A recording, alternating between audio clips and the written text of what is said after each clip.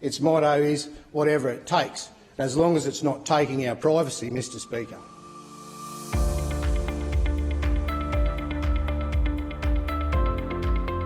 I want to continue my comments today to another area of the bill, the implementation and operation of the Digital Licence app in Queensland. The fact is, Mr Speaker, I do not think the government is being at all transparent in relation to its new Driver Act scheme or its real purpose. The app is described in the explanatory notes as little more than a matter of public utility for the general convenience and welfare of Queenslanders. The notes further reassure us that the current bill's power to keep and use information will be exercised in limited circumstances only, and it states on page 21 that information shared under Part 5 of this bill will not include a digital photo or digitised signature. A careful reading of the relevant sections of the bill, however, show just the opposite will be the case, Mr Speaker. The issue of what information is shared with outside parties will be dealt with by the provisions of the Photo Identification Card Act 2008, which the current bill amends.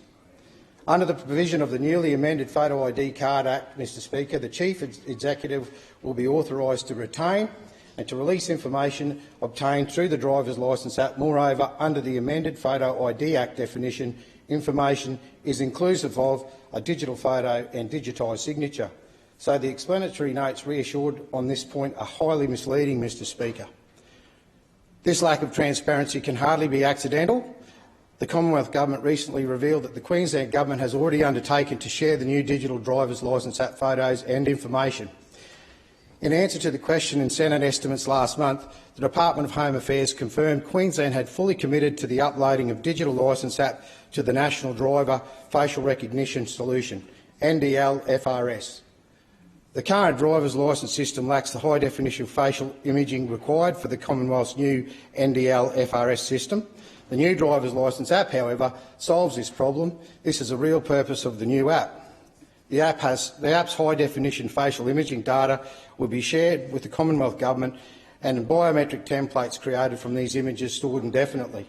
Ultimately, the plan will allow law enforcement, intelligence agencies and even NGOs to share and access Australian citizens' identity and information in real time. I'm also concerned with the comment in the explanatory notes that says the new app will initially include digital driver's licence photos, identification cards and recreational licences. The word initially bothers me a lot, Mr Speaker. Exactly what other information is the government planning to include in this system? Health information? Tax and insurance information? DNA data? The list of possibilities is endless and none of them very good. Another question I have is, why is the app being designed in partnership with a foreign-owned global military industrial company with close ties to the US military, NASA and military-grade hardware companies like Raytheon? Thales is a company that not only boasts close ties with the US Army and US Navy, US Pacific Command and NATO, but one which describes itself as a leading provider of combat management systems and electronic warfare. According to this website, the Norwegian-owned Thales leads its world in surveillance, detection and intelligence system. Its motto is whatever it takes, as long as it's not taking our privacy, Mr Speaker. Not a very comforting resume for a non-state party being given unparalleled access and control to the sensitive biometric data of all Queenslanders. And that brings up the other situation in a digital world of being hacked and the situation of being open to be hacked. We put a lot of effort and time into our digital processes, and there's always that situation. This bill relates to a whole area of governance that is rife with known and unknown risks to the citizen and about which there is a distinct lack of transparency or legislated control provisions.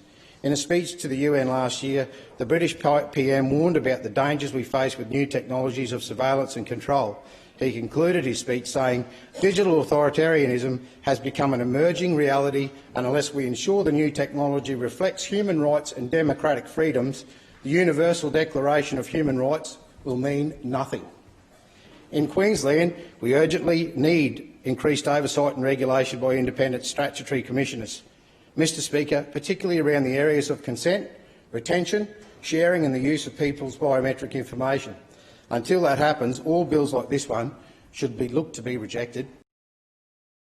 Authorised Stephen Andrew to Michael Court or Lee.